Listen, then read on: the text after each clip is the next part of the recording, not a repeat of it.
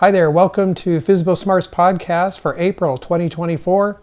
In this episode, we're going to talk about the Federal Reserve. Did they increase the rates? Did they lower the rates? Did the rates stay the same? We're also going to talk about a for sale by owner statistics and a website that came up out of Idaho, of all places, and it's giving you tips, I guess, on home sale for sale by owner. So we're going to take a look at that. And lastly, we're going to talk about millennials. A CNN report came out that said millennials are now worse off than their parents were at their same age. So we're going to get into that and more, but first, this intro.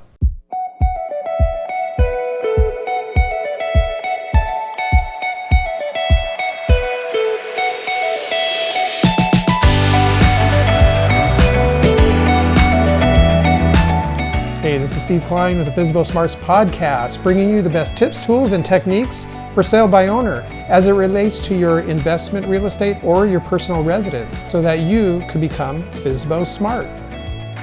All right, well, hey, I'm glad that you're here and I'm glad that it is spring. Spring has sprung and hopefully you're getting out and enjoying the beautiful spring weather. I don't know where you are or where you live, but there's a lot of stuff starting to happen around here. It's really neat to see it. You know, I'm in the Pacific Northwest, so we see a lot of rain. And so when there's ever a sunshine, it doesn't matter if it's 40 or 50 degrees, I'll still see someone with shorts on out there. And so it's kind of good to see it. And it's good to see all of you guys, even though I can't see you, but hopefully you're doing well wherever you are at. If you're actually drop it in the comment where you watching our podcast from, where are you coming to us from. So it'd be fun to see that. So let's get right into it. So the Federal Reserve increased, well, they didn't increase it. I'll talk about it in a second, but a lot of people were speculating that they were going to increase. And what they did instead is they left things flat. They didn't increase it, but they didn't decrease it either. And remember at the beginning of the year, I said that there was these rumors that they were going to start decreasing it by 0.25% each time, or maybe 0.1%. No, that didn't happen. And so we're stuck with the stagnation, if you will, of the real estate market, well, of the interest rates anyway. And but let me read this here to you. This comes from the press release from the Federal Reserve, and basically this says recent indicators suggest that the economy or the economic activity has been expanding at a solid pace. Jobs gained have remained strong, and the unemployment rate has remained low. Inflation has eased over the past year, but remains elevated. You know, when I read this, I'm like, this really sounds similar to the previous one that we saw just a couple months ago. And so it's really interesting because I've heard more layoffs than I've ever heard ever in the last year. So especially in the last 2 or 3 months, but really in 2022 and again in 2023. So we'll see where this transcribes from, but or where this goes rather. So if I move along or continue, the committees seek to achieve maximum employment and inflation rates at a 2% over the long run. This is exactly what we heard last time. In fact, I have looked at the date here just to make sure it is March 20th that this came out. So it is definitely this last month. So yeah, so this is the most up-to-date one. It's pretty much verbatim. I wonder if they just, cut and pasted. Basically, okay, it's going to be the same thing. We're not going to raise interest rates. We're not going to lower them. Let's just cut and paste that one from last month and just put it in here. But it does look like they said that they're going to, the Fed rates are going to be at a 5.25% to 5.5%. So what that means is, since banks base their interest rates off this, we're still looking at that usually 2.5% to 3% above that, so or 2.5% to 3%, so about 7-ish%. A lot of it can depend on your bank, your savings and loan. And remember, since we're thinking on the terms of selling our home to someone else, it really becomes down to what they can afford. And so if that hasn't shifted for them, then they're just going to be able to buy the certain amount of house that they can buy. Hopefully it's the amount that you need to sell your home and that you can sell your home to them. So that's that. And I wanted to also turn our attention to this other article that I found So you might remember a couple months ago we were talking about for sale by owner and how some real estate agents will try and get in there and get a kind of a commission rate, even though you're selling your own home for sale by owner. Even if they show your home, you still have to pay them a percentage a lot of times. And some of them will actually ask you, do you mind if paying a finder's fee or do you mind if I show your home? If you allow them to show your home, just the fact that you're going to do that, you've already given away half of the commission savings that you would have saved if you agree to that. So just do it with caution. If you're not getting any bites and say you had your house on the market for 3 to 4, maybe 5 months, by all means, if you feel like this real estate agent will sell your home and you really want to get out of it, a lot of time you can still get a discount. I've seen people get upward of 3, even 2%. So instead of paying the full 6 or 7% of a commission, which could be, depending on the house price, could be 30, 40, 50,000, whatever that is. A lot of times they'll discount it, and so you'd only have to pay 2%. So pay 10,000 instead of 30,000. I mean, anytime you can save money, why not, right? So just use that as a grain of salt or a kind of a indicator if you really want to use a real estate agent. But let's take a look at this. So this comes to us from the Idaho home sales. So what I did was I put in a Google search. I was just curious, what's FSBO stats for 2024? What's the FSBO statistics for 2024? And this is what I got. Right away I got some builder in Idaho. I was like, Idaho? Well, let's see what they say about this. And so when I bring them up, it says for sale by owner, properties in Idaho. If you're looking to sell or buy your home, you might have come across the term FSBO, which translates to for sale by owner. This essentially means that the homeowners are selling their property themselves rather than enlisting the services of a real estate agent. In this article, we'll provide a straightforward look at do-it-yourself approach to selling a home. Anytime I see a site like this or an article like this, I start getting a little suspicious, and you should too. Not that they're trying to be shady or anything like that. It's more like, who's writing this? Why are they writing this? So always think about, is this a real estate agent writing this? 9 times out of 10, it is. Because what are they looking for? They're looking for customers. They're looking for, well, first of all, they're looking to help, right? They want to help you sell your home, but they want to get a commission too, right? So they're going to look for ways and opportunities to try and attract buyers. This is another way of doing it. So let's take a look. Let's continue. So you go into some statistics, how to sell a home, do FSBO home sellers save money, pros and cons. So first of all, the statistics, for sale by owner statistics. So here we go. This is really what I searched for to begin with. FSBO accounted for roughly 7% of all U.S. home sales, and I think that's, they say in 2023, I think that's actually gone up. It's more like 10% now. In 2023, the average FSBO home sale was $310,000, which is probably about right, while the average price is for an agent's assisted home sale was $405,000. Now this is kind of, notice just the statistics right there. So you might be saying, well, gosh, the agent assisted home sale was a lot more. But a lot of times for sale by owners, first of all, when you're doing it for sale by owner, sometimes it's just a parent selling it to their children. And a lot of times they'll do a deep discount because of tax reasons, or just because they're just inheriting it. They don't even want to charge the child the full price. So this stat could be a little bit deceiving. Sure, a $200,000 home might have sold for $100,000 if they were selling it to a child or a relative. Same with friends. If people know each other, prime example of a for sale by owner situation. You can sell it to them. Why pay the real estate agent commission when you know each other? There's a friendship built, there's trust. So in fact, I've heard of friends before selling a one home to each other, like say, oh, I want to sell my home. Hey, sell it to me.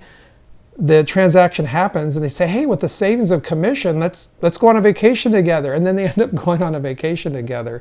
So you can use the money however you want. The savings is incredible. So you might as well use it for what you want to do, right?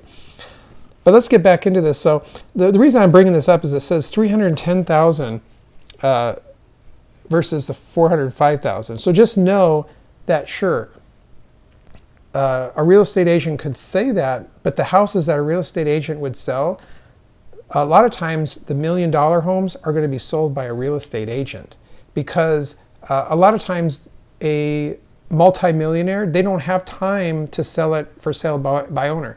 Now I say that, and I know that there's been some millionaires who do sell for sale by owner because they're just sticklers for stuff like this. They don't want to give any money to a real estate agent. And can you imagine houses that are $1 million or $2 million, if you times that by 6%, I don't know, what is that? That's a lot of money. So anyway, a compared home typical sale for 5.5%, and the seller chooses to go for sale by owner route. Yeah, again, that's because you can choose to be 5.5% less. You could actually choose to be 10% less and still make money that you need. And remember, I talked about how real estate agents can artificially inflate the market. You're part of the solution. You're not doing that. You're keeping your value. If you know that your house is worth $350,000, and let's say you wanted to sell it to your friend John, and you want to give him a discount for $340,000 because, or by, that's $10,000 off, right? Because you're not having to go through a real estate agent. If you went through a real estate agent, you'd have to pay him that commission, right? And so really you would only get, let me see this. So it's 350,000 times 6%, that's $21,000. So you would be getting 329,000, is that right? Minus 21, $329,000. And instead, you're going to be getting $339,000 or $340,000, giving your friend a discount. So you're getting $11,000 more than that 6% commission rate that you'd have to spend on a real estate agent. You see what I mean? So the 5.5% less is just kind of a little bit deceiving. 50% of the FSBO sellers knew their buyers, which is true. That's what I talked about, their friends. And the average listing agent is 5.37 split between listing agent and the buyer's agent. So again, that's only if you really wanted to, if you're selling your home and you do have an agent as the buyer's agent, rather than going 100% FSBO, then you do have to split that commission with the real estate agent. I talk about this in my course, that you want to make sure that if you're doing FSBO the right way, the smart way, you do it 100% FSBO. And then you get to keep 100% of the profits, the 100% of the commissions that you would have otherwise paid to a realtor. So again, they have a graphic here, which I like to show you here. It's methods used to sell homes. So they show 3% is other. The big majority, of course, is by an agent, which we kind of know. And they said that for sale by owner, they do show 10%. So that's more accurate. That's what I thought it was around there. So then they talk about, does selling your home save you money? And they talk about the getting the 5.5% less. I already mentioned that. I've kind of poked holes in that, but you kind of get the idea. And then they go into the different types of benefits that the sellers get by listing with the real estate agent. And so this is why I said that I think this is written by a real estate agent or a firm or a broker, because now you see they're starting to show the positives of being with a real estate agent, which isn't bad, but I just wanted to, kind of point this out. So you see here, it talks about the MLS, the multiple listing services. That's true. By going with a real estate agent, you can get there. But what I've found out, and as I explained in my course, you don't really need that anymore. Everyone's interconnected online, and Zillow is the number one place that people go to for looking for new homes for sale. And they know this. Now, Zillow, of course, is really heavy on real estate agents right now as well. But when I've listed my homes for sale by owner, I use Zillow, and it's incredible. I merged that with another website, and it between the two of them, I get all of the traffic that I need. I get all of the people that needs to see my house. And so it's pretty cool. So I don't know. These days, you can take the MLS with a grain of salt, in my opinion. They talk about the market exposure being a little bit of good. They talk about the pros and cons here, pros and cons of FSBO. And they say the pros, of course, is that you can save the commission. They say approximately 50% of the FSBO sellers already know their buyers, which can lead to a quicker sale. And that's true. And you can communicate directly with the buyer. I found that to be really important because when you go through a realtor, a lot of times they're the person in between you and the buyer. Sometimes there's negotiations that could happen just like that. You could just talk directly with the potential buyer, but if you're going through a real estate agent, they won't allow you to do that. In fact, I've seen them, I've seen someone want to create get the thing sold, let's just discount it. And the real estate agents, knowing that their commissions is on the line, will actually prevent the sale from happening because they're like, well, you shouldn't really give them that much. And they'll try and talk you out of it or talk them out of it. And I've seen deals just go south because of that. So you want to try and avoid that if all possible. With for sale by owner, the great thing is you get to talk with them and negotiate with them. Now, some people may not like that, and you have to kind of weigh that, right? I mean, if you don't like that, then you have to really think, is for sale by owner right for you? It may not be right for you. It may be that you really do want to go with a real estate agent. In that case, that's okay. And like I've said, I'm not anti-real estate agent, but just know the facts and know what you're up against. Okay, so let's talk about the FSBO cons. Statistically, for sale by owner, home sellers sold 5.5% less. I think we've already seen that a few times. I noticed that they're driving that topic home.